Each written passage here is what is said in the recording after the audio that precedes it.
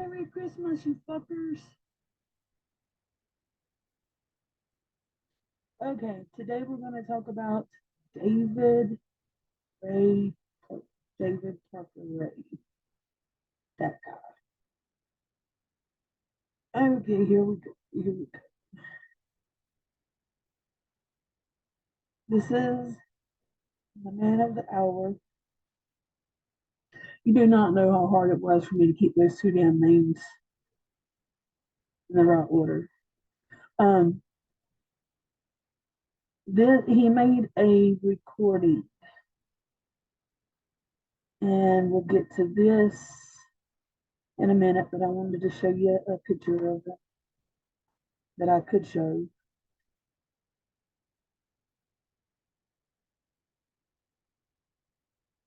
I lost one of my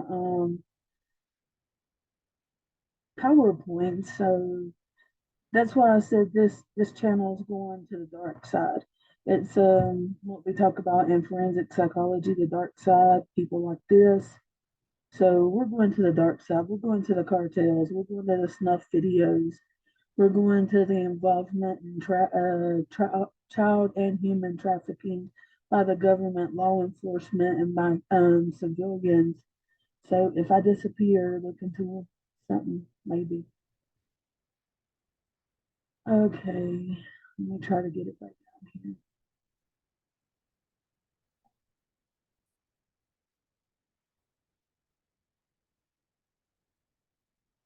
Let's see. This is kind of a psychological look at, I guess, him. I don't know because there's so much different information. Um, and this was the Department of Psychology at the Radford University in Virginia. Take it with a grain of salt. It's Virginia. Um, I'm assuming probably Monaco, but he was born in 1939, November 6th, in New Mexico. Male, of course, white. Um, Number of victims. It says 14 definite. Okay, it's according to how they look at it because murder victims, they can't prove he murdered anybody, but they suspect 80 to 100, if not more. He says he killed his first person at 17, but of course, United States. He lived in New Mexico. He lived in Albuquerque, Elephant Butte, Truth and Consequences. Um, it could be Butte. I don't know. I would think it would be Butte, but since the place right beside of it is Truth and Consequences, I'm gonna think it's Butte. I'm calling it Butte. If I'm wrong, I guess I'm a Butte. But he wasn't a lust killer. He was sadistic. So I don't know when this was created, but somebody was an idiot. He was raised by his grandfather. He was beat by his grandfather. His mother and father had kind of given him away. Um, and him and his sister got split up. He was teased. He was beat up in school. Um, he got D's in school. He got a diploma. Oh, his mother. Houston. He had no real contact with his mom, but he did join the army as a mechanic in the army. He was a mechanic pretty much through his whole life. Heterosexual, divorced 4 times, 2 daughters. And one of them lived with him, which is Glenda Jessica Parker. I think there's another name on there, but they call her Jessie. And then the last girlfriend that he had was Cindy Hindi.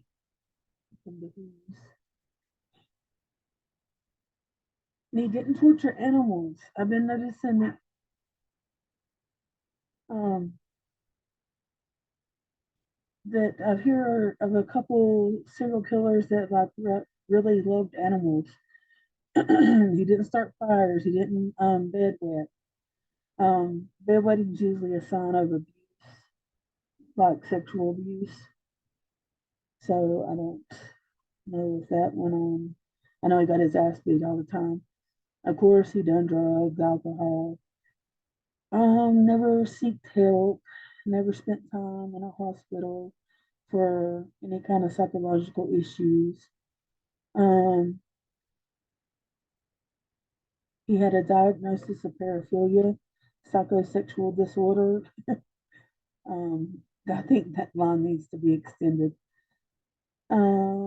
He had committed crimes, I think, before, nothing serious. But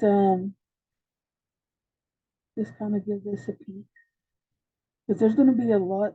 Okay, warning, trigger warning, every kind of fucking warning there is on YouTube and everything else. If there's children around, do not watch this video. If there are small puppies or cats around, do not watch this video. There's going to be a lot on here that is crazy as fuck.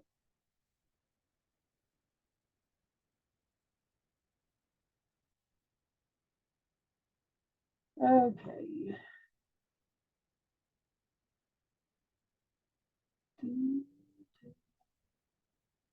I gotta watch what I open here.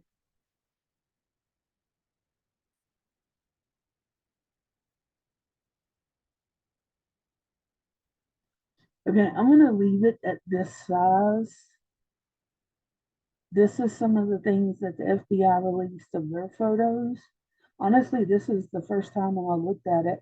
Because I was looking for the transcript of what he would leave Cindy, her instructions to do with the capturee um, whenever he left. And I actually had it, and I don't know what the hell I done with it. But this could be the badge that he used. You'll see where that's at. This is some of their stuff. This is some things that was in the toy box. This is the Furlong coffin. Underwear. Here's some more trinkets. Okay, I'm gonna zoom past this. I don't know if I should do that. There were we'll get into that.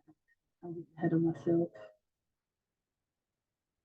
I did use Wikipedia on some things, but this is cartels. But don't use Wikipedia. It's full of shit.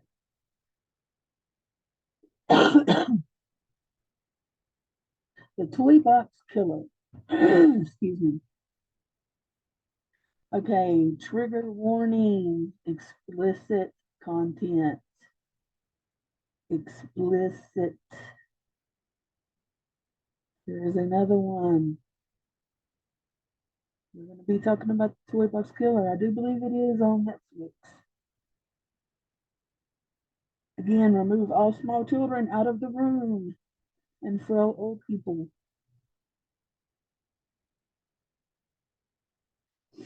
Okay, here we go.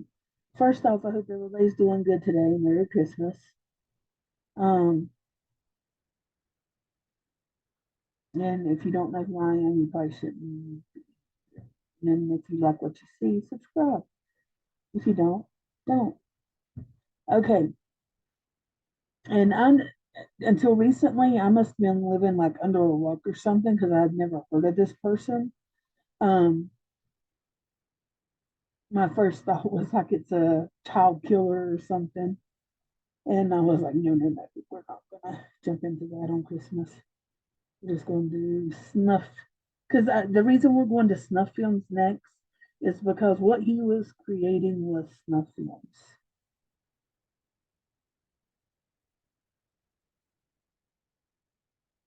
Okay, let's see. And again, I want to add a very, very heavy disclaimer to today's story / case warning. The following presentation is intended for mature audience. It contains graphic descriptions of crime scenes, and I'm talking very graphic adult dialogue. And a strong language, viewer discretion is advised. It's very heavy, okay? There's animal cruelty, there's rape, there's drug abuse, It's very graphic, and if you're sensitive to any or all of that, I would tell you, please skip this video. There's no way to actually get around how graphic, I mean, how graphic this is. This shit's bad. That's what we're doing. And I blame y'all because some of y'all requested this one.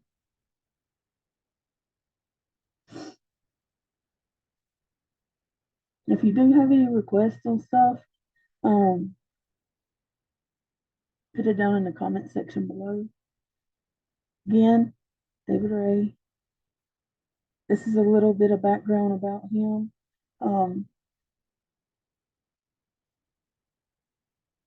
I will put a link for the transcript of the recording that he made. He made a recording in 1993, but yet he didn't get caught until 1998, and they can't really prove anything except for the victim that got away, and then when it came forward. So if this was supposed to start it in 1998, then why is there recording in 1993? Okay, here we go, people. Here we go. Let's get into the toy box killer. So the toy box killer, his real name is David Ray, David Parker Ray. He was born November 6, 1939, and he lived in New Mexico for a little bit. And about his upbringing, his father was an abusive drunk who treated um, David, and David's sister Peggy very poorly and very abusive. He was controlling, and he was just very, very awful. I shouldn't be using very. But the couple divorced when David was 10 and Peggy was 3. David moved to live with his grandfather, and he had really strict rules. His grandfather was like that old timey, children are seen, not to be heard. Um, there were strict rules. An expert, everyone under the roof to follow them.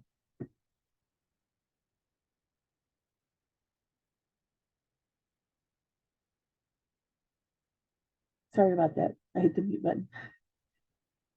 Anybody that lived under his roof had to follow the rules. And if not, they were met with violent consequences, abuse. While his father did not live with him, he visited the family periodically. And when he did visit David, he would give him pornographic magazines. They were BDSM magazines, but they were really, really like sadistic and stuff. And and if you're into that, that's nobody's shaming you or whatever. Um, you're allowed to do whatever you want to sexually. With like the exception of animals and stuff like that. You know what I mean? Um, but nobody's judging. But okay, and we're not blaming. Shut up. Okay. Um, so David's mother was reported to like not be around at all when they had got divorced. The parents of David's mother were just kind of disappeared, and it said that she was an alcoholic and abused drugs. And sadly, she chose to just disappear and had no contact with the children or the family at all. So David was mentally and physically beaten pretty severely by bullies at school and all through grade school until he graduated high school. David was really awkward and shy, and it is rumored it made him a target for the bullies. Getting abused at home, getting abused at school, obviously is a lot for a child to deal with, and it's going to damage him. And usually school somewhere where you can at least uh, escape like bullshit from home, but not David. He got fucked up at school too.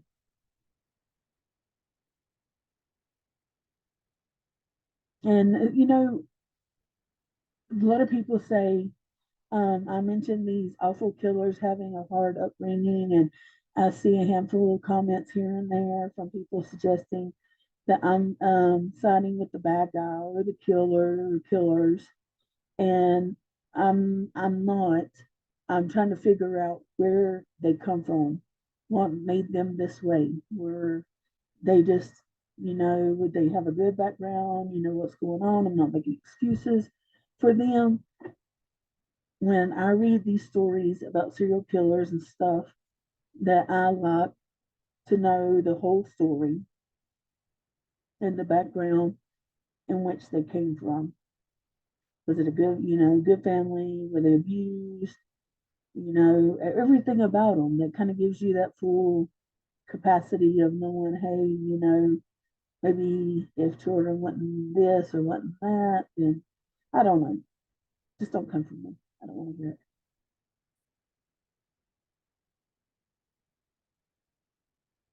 Oh, and I'm not saying that the serial killers are victims.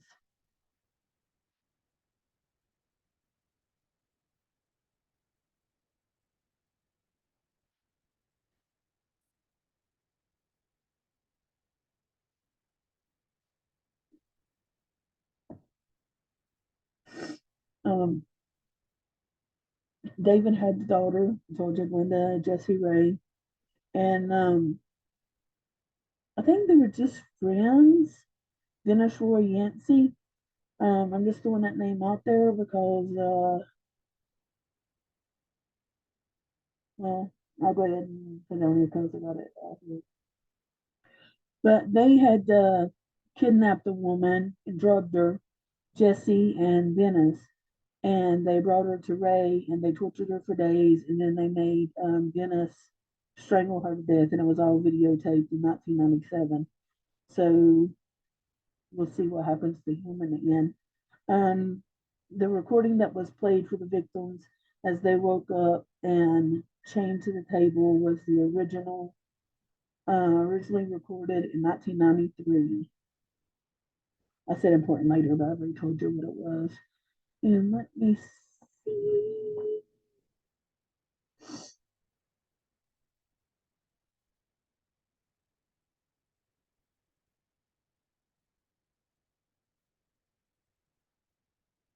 And I will put a link to this in the description. Just kind of look at this first couple lines.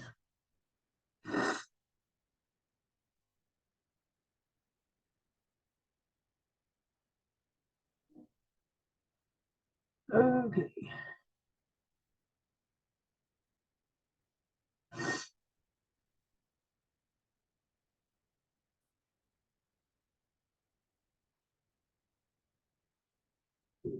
So David began to experiment with drugs in high school and alcohol, and then he started having the fascination of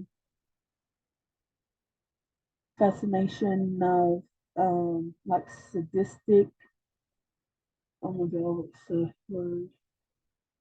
Well, like sadistic sexual. I can't believe I don't. Um, but his sister had seen some of his drawings, and he made a big joke about it, like it was funny. And I do have a thing where I could put some of his drawings. I don't know if they were at his age then, or if it was out of when he was in jail, because he spent 2 years in jail, 2.5. But he had a collection that he kept that his dad had given him over the time. And in his 50s and 60s, it was definitely like obvious that he wanted to do something different. How how spontaneous of him. And this is um, believed to be the time when he met Peggy. Not Peggy. Hold on.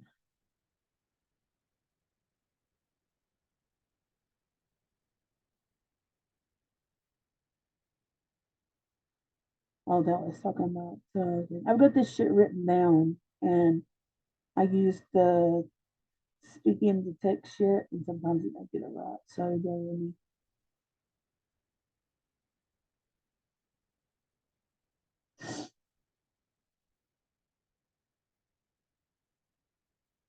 David appeared to be making the best of his pretty bullshit upbringing. He had joined the army and received the honorable discharge. And while he was in the army, he worked as a mechanic, and he was a mechanic most of his life. Um, and this is like from his teenage years all the way up until his 50s. And all of his co-workers and his friends, they would all say that he did a great job, and he was always teaching others how to make or fix things, and he was super friendly and funny. Oh, he was teaching them how to make things. David would weld, and he would make his own tools to help him do a better job. And this was like, he was really crafty. So crafty little man. Um, at his actual mechanic job, not in the toy box where he will also use those skills. But keeping an eye out for those crap. Yeah, we're gonna start keeping an eye out for those crafty ones. Um, so David had been married to his first wife. I don't really know an age. I couldn't find one, but he gets married 4 times. But when he met this lady, he confided in her that as a teenager, he had captured a woman and proceeded to tie her to a tree and tortured her and finally killed her. And his first wife, she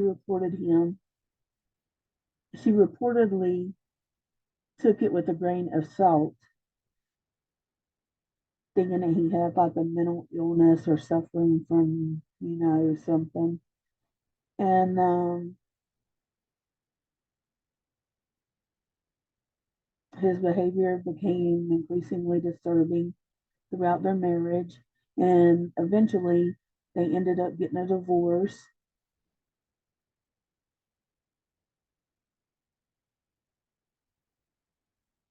David was married 4 times. Each of those marriages ended in divorce. They kind of got to. Um, he didn't really have the best luck in relationships, so he ended up having 2 daughters throughout the marriages. One of them was Glenda Jean Ray. That's the one that's Jessie, and they called her Jessie. And the other name, I don't know. I've not looked it up. She's not brought up in this, so I'm not going to go and get her name and put it out there. Um,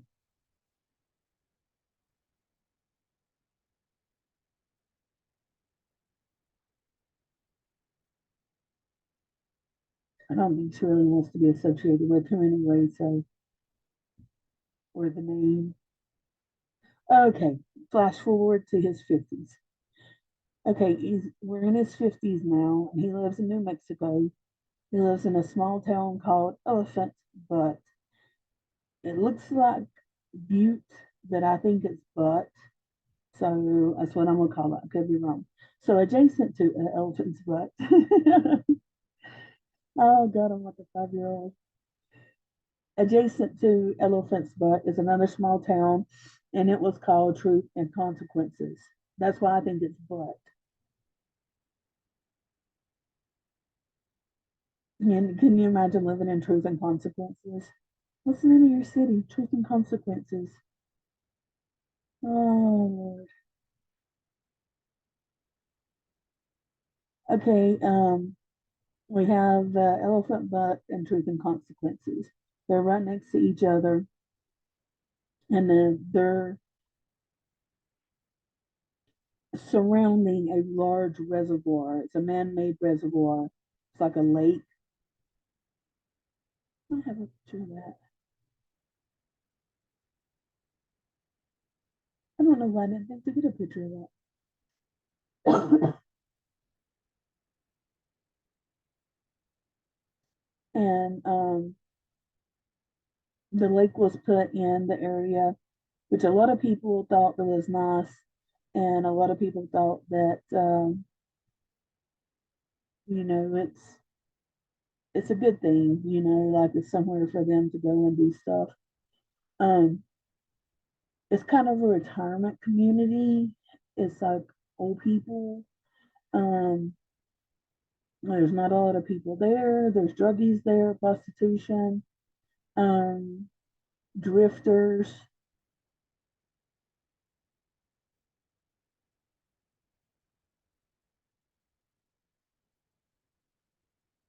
the homeless community. Like I said, drug addicts. They would all set up camp around the lake area, and that's where they would all hang out at this time in 1999. The city, Truth and Consequences in Elephant Butte, was the second city in America with the highest crime rate. There were a ton of rape, murders, assaults. Sadly, there were a lot of sex workers and drug addicts who would end up being victims to crimes. And just really, it's really sad that the interviews and stuff I was watching about this case, the cops, they don't really seem to care, because they're drug addicts, sex workers. And I'm not saying all cops. I'm a cop fan, so don't want to hear it. Um, but there wasn't no sense of urgency put in. And David had acquired some savings over the years. He just liked to save all of his money, and he had a new smoking hot girlfriend. Let me find a picture. Oh, I don't get a picture of her. Hold on.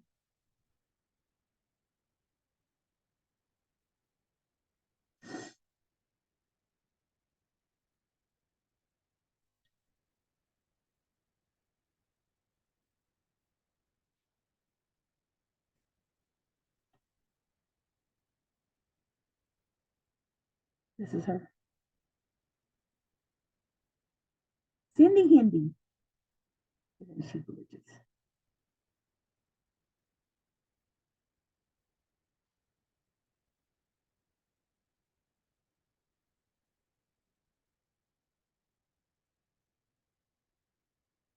Oh God. Go back, go back. Okay, now I lost where I was. Um,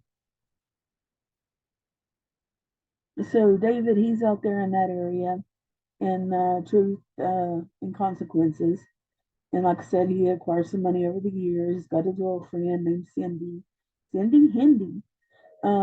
He met her where he worked, and at Elephant Butte State Park, and it's a large state park in New Mexico, obviously.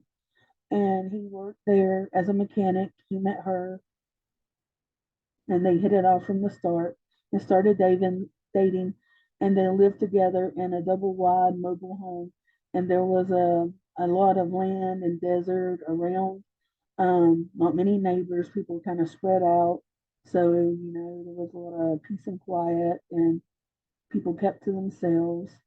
But David decided it was time for him to finally fulfill his lifelong dream.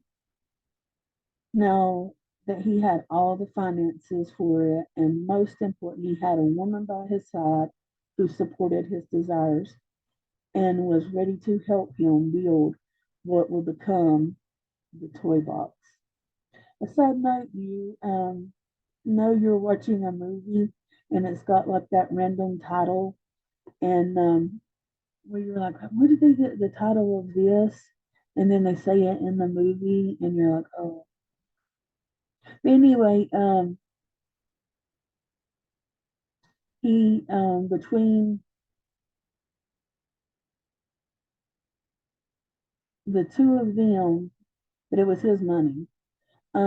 They spent over $100,000 on an empty um, soundproof trailer.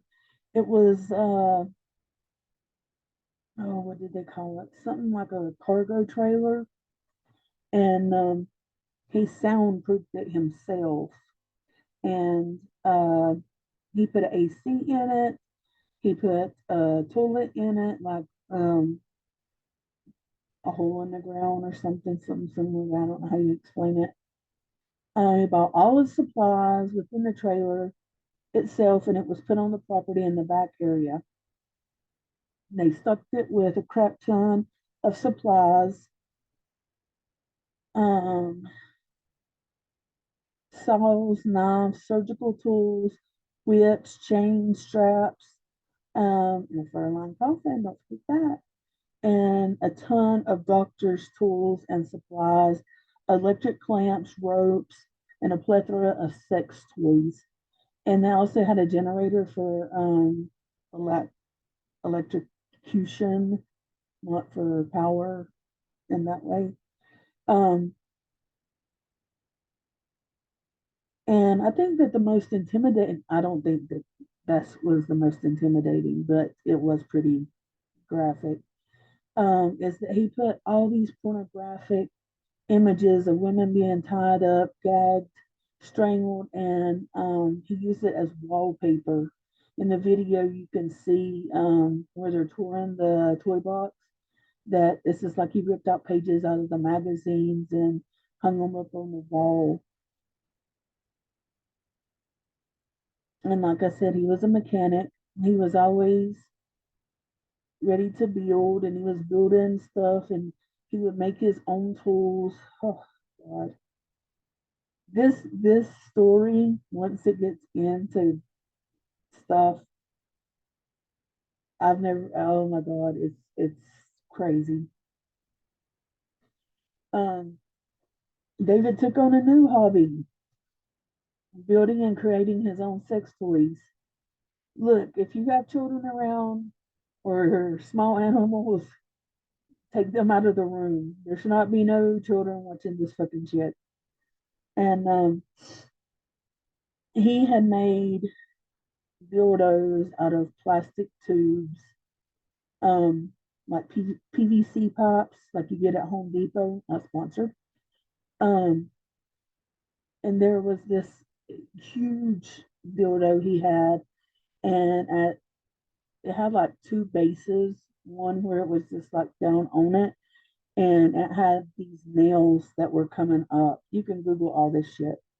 Um, and this is like an X-ray. I think the FBI X-rayed the thing so they went in there. But and then there was more nails at the base of that. And I'm like, oh my God. And honestly, that I'm not even sure that would be the worst thing that I've seen in this place. This is what you see whenever you enter the toy box. Satan's Den. They were satanic, by the way. Satanists. Here's a pictures of some of the stuff.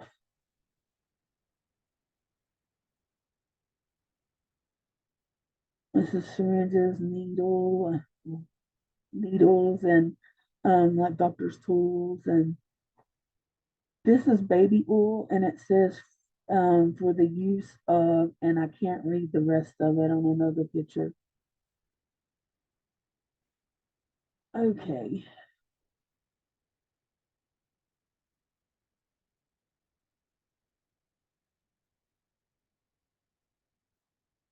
He would,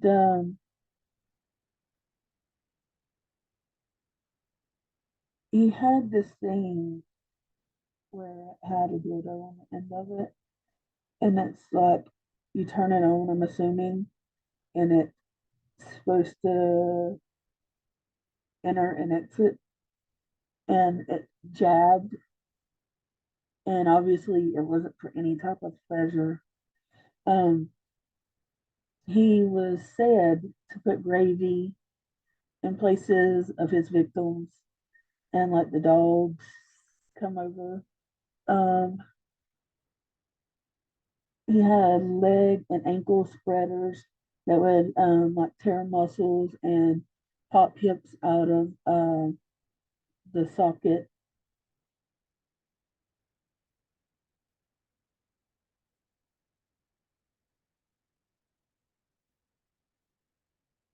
He had a homemade electrical generator that was used for torture.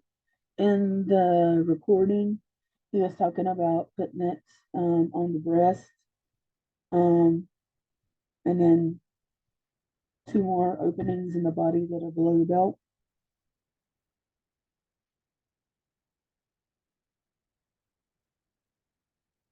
But he obtained the gynecologist table. I can't believe I forgot this. Um, and he converted it into what he could use it for. There was mirrors on the ceiling where supposedly women could watch. If I don't know, I don't know what to think. He had a contraption where he would bend his victims over and immobilize them. And this is what I was telling you about. He would let his friends come over and the dog.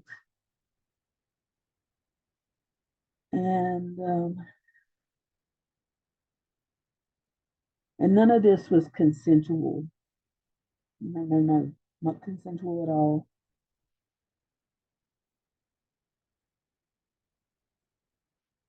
And he recorded it all.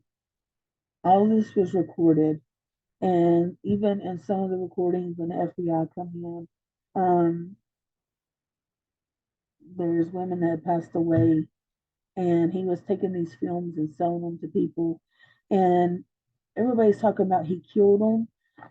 Well, he did in a way, but there's a lot of people, even Cindy and Jesse, says that he took them down to Mexico and sold them as sex slaves. So that might be why they never found the bodies. Um,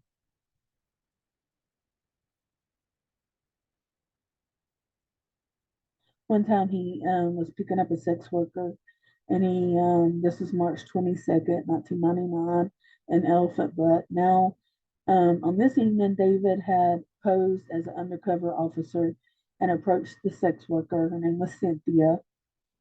He approached her in the parking lot and she offered him a blowjob or something like that. And he said, okay, you're under arrest for solicitation of sex work. And then he handcuffed her and put her in the back of the car, and then he drove off. He takes her into the trailer. Now, he takes her into his trailer, not the toy box.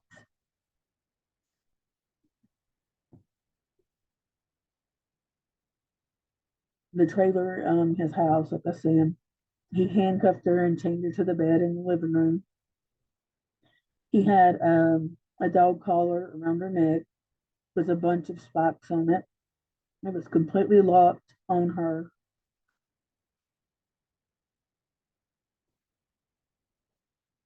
I'm getting a lot of things from Facebook, some posts. I ain't been posting shit. But he had locked her down, and they abused her for 3 days, and she was in captivity, and Cynthia knew she had to get out of there. Now he would go to work, and Cynthia was left there with him with the instructions. I'm trying to find. If I find them, I'll put the link down in the description box. But so Cindy gets a call. We got Cindy, the bad guy, Cynthia, the victim. And Cindy starts to walk into the other room, and the keys were left for the handcuffs on the table. And Cynthia knew that she had to, no matter what, this was her only chance to try to get away.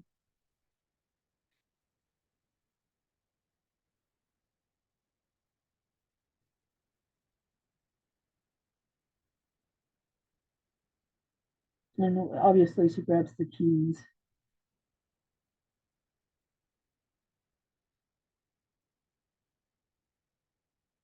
And she grabs the keys, and she's struggling around. The adrenaline's going, and it's running through your body, and you're shaky, and so you're not being very quiet. So Cindy hears it's on the phone, and she hears something like jingling and struggling, and so she comes back in and she tells the people, "Let me call you back." Um, So she goes into the other room and sees that Cynthia's got the keys and she's unlocking herself. And Cynthia's adrenaline, that's probably what saved her, is just pumping and going. So Cindy throws a lamp at Cynthia and hits her in the head, but she kind of like shakes it off and gets up.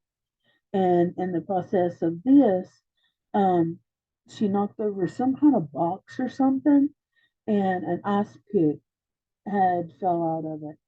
So Cynthia, the victim, picks up the ice pick and starts like hitting Cindy in the throat with it and escapes. The reports say that she stabbed Cindy in the throat. And now Cindy falls onto the floor, and Cynthia flies out the front door. She's fucking naked. She's got the dog collar on her neck, a big chain off of it, and she's running just down the main road to save her life. She flags down a car, but they go on. Um, so she runs up on this trailer, and it looks kind of safe, and the door is actually open. And when I say that, I'm assuming like there was the glass door and then the regular door. And so she runs in the house and starts telling the people, please help me, call the cops, all this stuff. She's bloody, bruised, everything. And so the old woman tells her husband, go get her a robe to put on. And they call the cops, and the cops come there, and she tells them her story. Um, and you got to remember, he keeps these women drugged.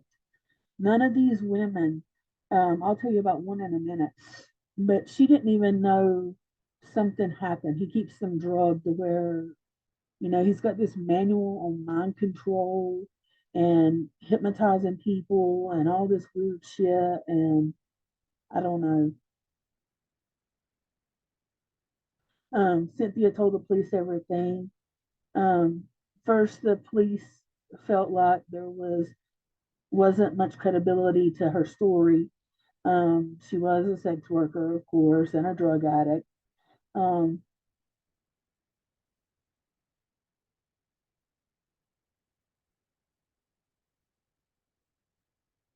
and she felt like they weren't really taking her serious. But she's telling them the whole story. And in the hospital, talking to the police, Cynthia looks over and a lady walks in. And guess who the lady was? Cindy, the girl that she just stabbed in the neck. So she starts freaking out and starts saying, that's one of the people that captured me. That's one of the people, that abducted me. And so Cynthia starts yelling for them to get her, get the lady. And that's the guy's girlfriend, is what Cynthia's telling the police also. And so they go and they question her. They take her home too. I think that they like got her and took her to her home and to see, what's going on, to make sure. Because I mean, you go to the house and there's blood everywhere. Obviously, some shit's went on. She's got them stabbed in her neck. But and they end up searching the home. Some of the police officers go into the home. They see this complete mess and see what chains around the bed, also a bucket where Cynthia had told the police that she was using the bathroom. So the police saw this and they knew Cynthia wasn't lying, and the obvious signs of a struggle with a broken lamp on the floor. There were chains and there was a bucket of waste, everything Cynthia had told them. Um, so Cindy and David were both taken into custody for questioning. Um, because what this skips over is that Jesse would help him, that's her dad, would help him like get people. Okay, and I don't really understand this, but supposedly when she turned 19, she had an enlightenment. I don't know what the hell. So she actually went to the FBI and reported him, and they came out there. They didn't go in the toy box. You remember this? That wasn't there yet. But they questioned him and looked at his videos and pictures and said, okay, well, these women consented. There's people that likes this kind of stuff. So the FBI bought that and went on their way. Okay, now we're back at the toy box with the FBI question people or the cops. And they took them into custody. So then the police are searching the home, the backyard, and that's when they see everything. They go into the trailer. Um, can you imagine it? Open that trailer door and being like, no, not doing it, not doing it. Let me get some.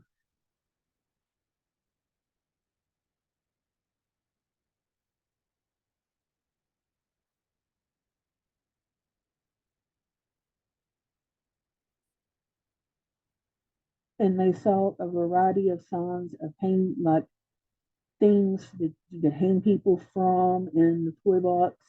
So one signs hanging in the toy box that was labeled Satan's Den, and another that said the lure of Satanism as the final sign is what makes the investigators see Satanism as David's motive. They did practice it. I'm trying to skip on because starting with the sign. He had a tripod with a very pricey RCA camcorder pointing towards the large black gynecologist chair. And inside, they would find a business like clipboard that was hanging on the wall that he was keeping, um, that looked like a roll call list of victims, maybe that he had kidnapped from 1993 to 1997. There was a ton of dates on the clipboard. Example, like February 7th, 1994. And then it would say next to it, 27. And then there would be underneath it, like April 16th, 1994, 33, so on and so forth. Like kind of like a tally mark showing the number of assaults that he had committed. So there was a bulletin board that had photos of his victims, and some some were gagged, some were hogtied. Um, they all looked to be in pain. He had Polaroid pictures. It was said that he burned them after so many years, so the evidence is gone of people that could be, identified. But Polaroid pictures of them, and they were all over the bulletin board, and it had a big old note on the side of the guidelines, some guidelines set by David for himself or for others like him.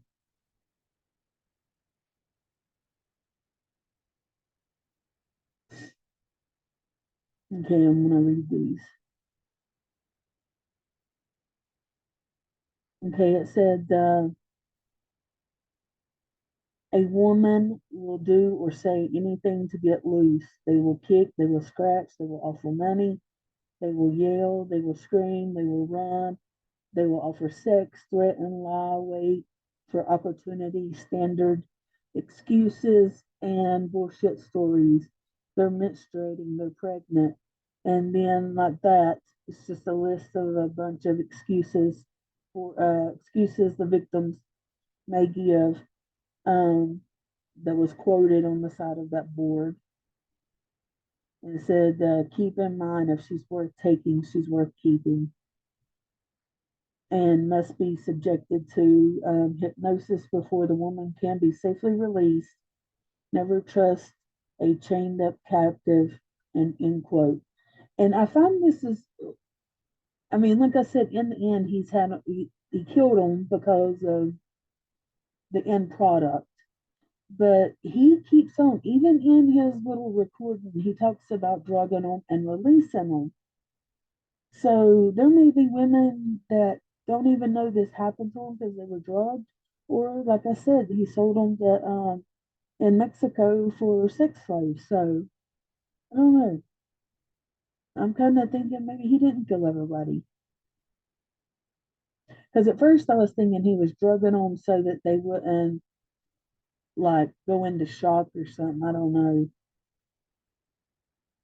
When investigators began to review this tape that was in the camcorder, as they seen David right beside a lady as she was tied up in a chair. She was naked and obviously to them she was in pain, obviously to them. And the lady in the chair wasn't fully awake or aware, it seemed. Um, she kind of seemed like she would go in and out of consciousness. Um, she did not look to be someone who would, any shape, to give consent of what was going on. They're watching the VHS tape and they hear a voice recording kick in, and you see David hit play on the camcorder, and the audio tape plays. And just to give you, if you didn't see a minute ago, a little idea, he calls it his hypnosis track, the introductory tape that I'm trying to find.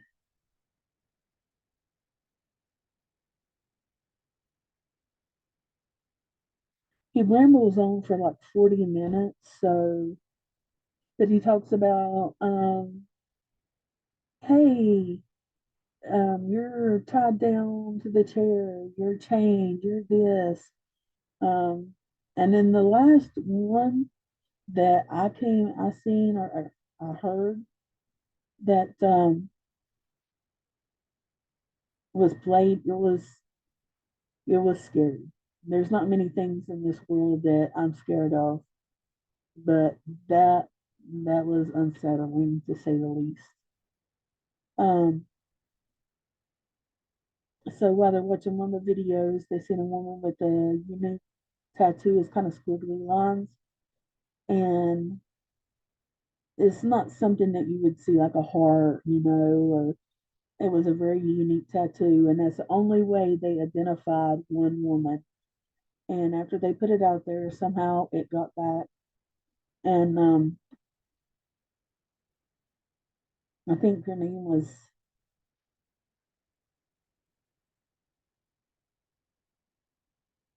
Kelly. Thought it was like Angelica, but I don't know. Kelly, and she was living in Colorado at the time. And so the police department goes there, and interviews her or brings her to Truth and Consequences, and they show her the videotape. Um, and she didn't know what had happened. She had no recollection of this. And so she later testifies that she didn't know what had happened. Her husband had got into a fight, so she left. And then they abducted her.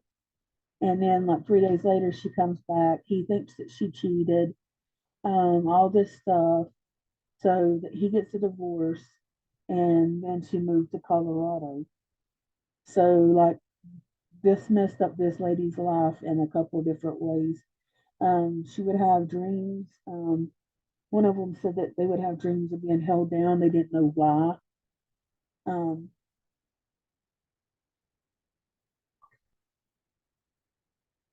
that she went to a local bar,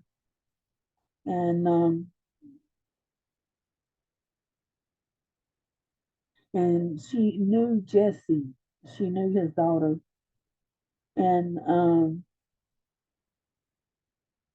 so the people that she was with left, and she felt comfortable enough with Jesse to stay there and get a ride home with her. And Jesse took her to her house, and then that's when everything went on. And she only had one beer, and she was like feeling sick and like really drunk, and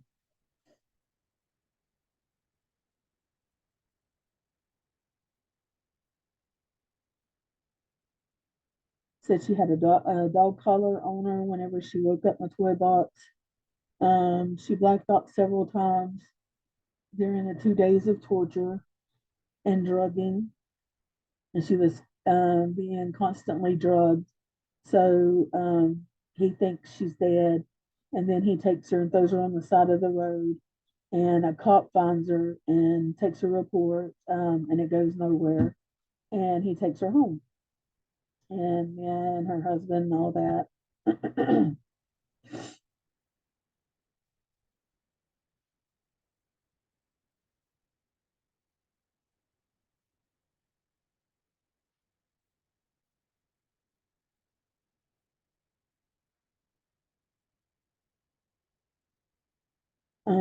Cynthia was the first talked about,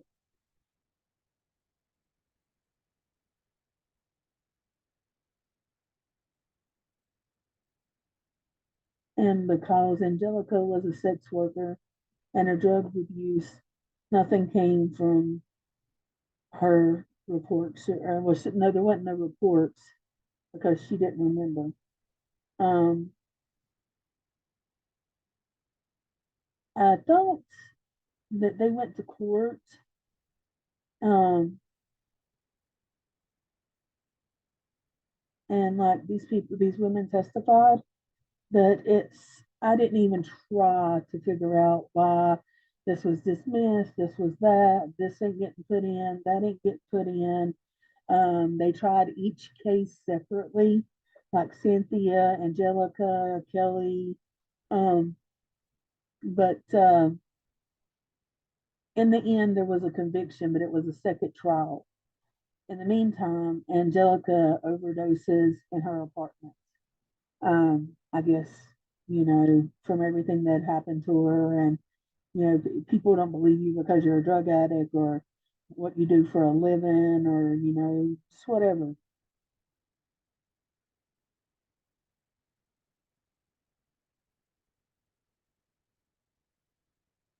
They described, her friends described Cindy as someone who listened to Christian radio, loved romance novels, and loved her small dog. Cindy had participated in multiple assaults and was willing to give information on David in order to get a lesser sentence. So they forgot Mark. Um, right out of the gate, get a lesser sentence right out of the gate. She's like, I'll tell you anything you want to know about David. David knew they'd been tipped off. They come to question him on his slavery ring. He reassured Cindy that he talked his way out of it and not to worry about it. And she does confirm that David was selling women to other sex traffickers. She also said that David viewed women in the sense of that he owned them. And when talking about killing his victims, he called them packages. Cindy went on to say that David was a crappy little fucker. David was consistently making his own torture devices and restraints from junk he would find either at work or had been thrown out. She claimed that David took photos of her victims during torture, but would burn the photos after a period of time, which disappointed investigators since this was could have been essential evidence used to identify possible victims. So based off of her accounts, she said that he killed over 30 people. She explained that David tried to dump a body into the lake, but it came back up.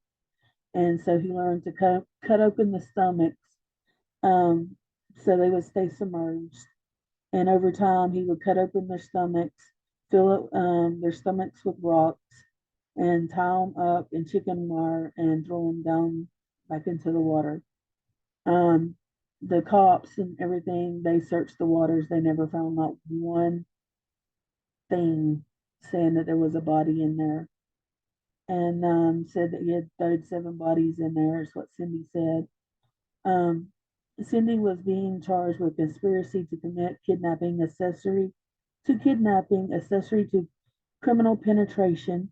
She was sentenced to 36 years in prison, only done half of it, 19 years. She was released back in society in 2017. I think it was um, I don't know. I didn't really look too much to figure. I looked for Jesse, and it brought up somebody's obituary. It was some old man. Um,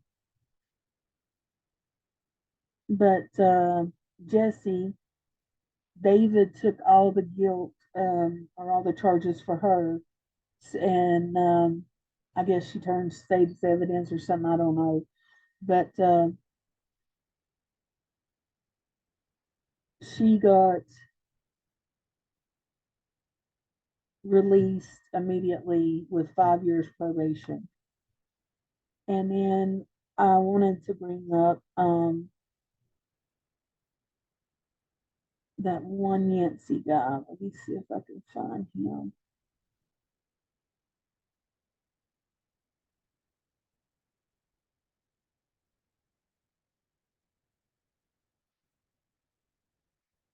And David had spent 2.5 years in prison before he actually got a formal sentencing. And he got 200, I think, and 34 years. Um, and the next day, he was walking into a cell and had a heart attack and died.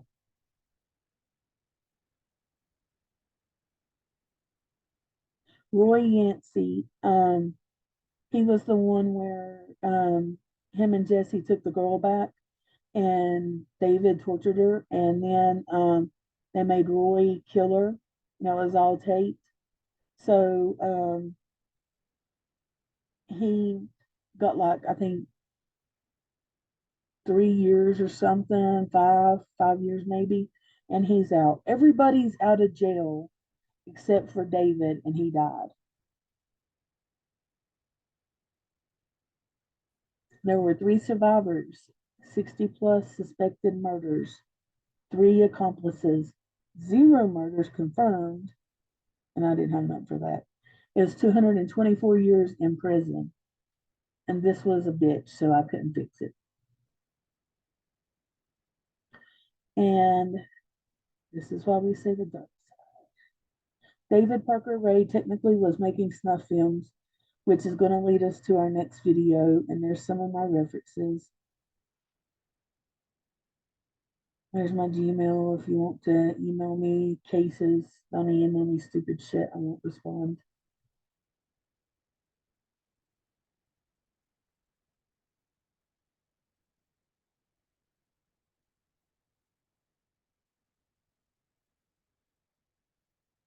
This this is horrible.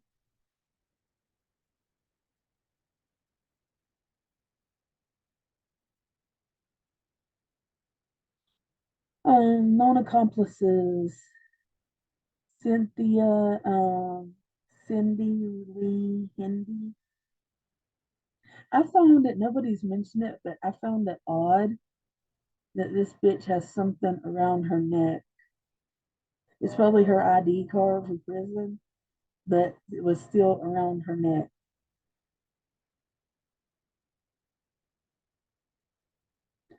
Known victims: this is the one that Yancey had a part of.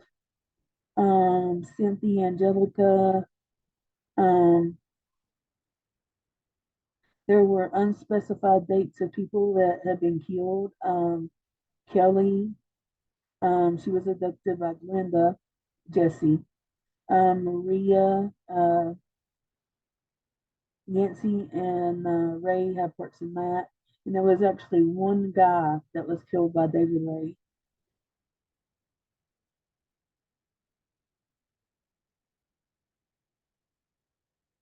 I don't know what this is.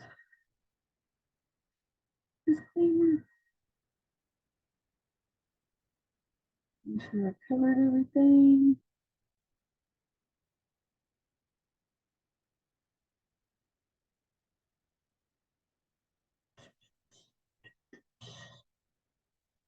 Okay, let's take a look. some things we can take a look at. Okay, look at that. This is some of the drawings too.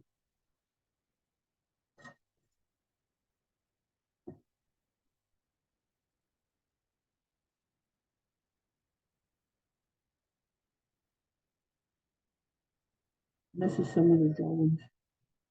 This is the one that overdosed. This was Yancy's ex-girlfriend.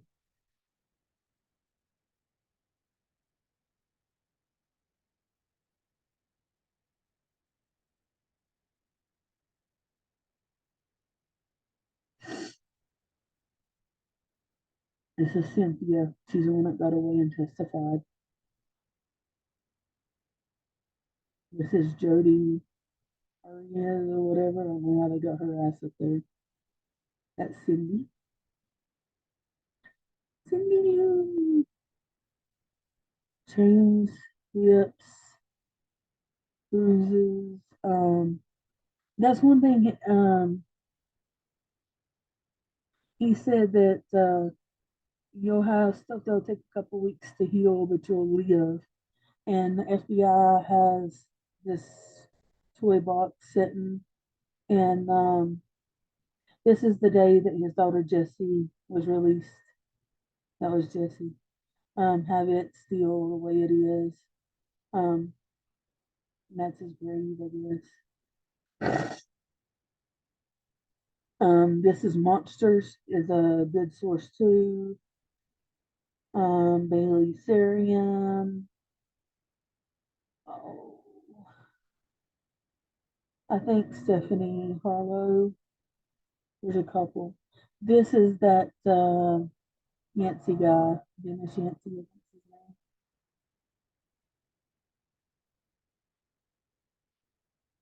Miss Jessie.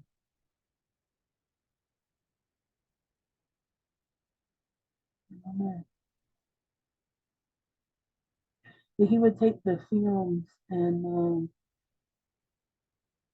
like I've seen some of the videos, and they're all squiggly and stuff where you can't see them. But oh my god, you can still somewhat make out. I couldn't watch for like a second of it. I was like, oh Jesus. But anyway, this is the toy box killer. Trying to find more on his ass. Yeah, that's what it reminds me of. It's how the tape plays. I'm telling you, if you got a good mind, go and listen to that. It's crazy, crazy. I forget who this girl was. She's one of the victims.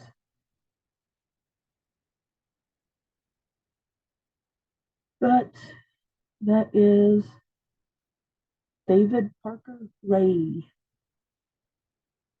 Toy Box Killer. Thank you for joining me. Sorry, still trying to get my path down, getting a little better, getting it a little better. But we're gonna start in on either the cartel, the government, or snuff film, something along those lines.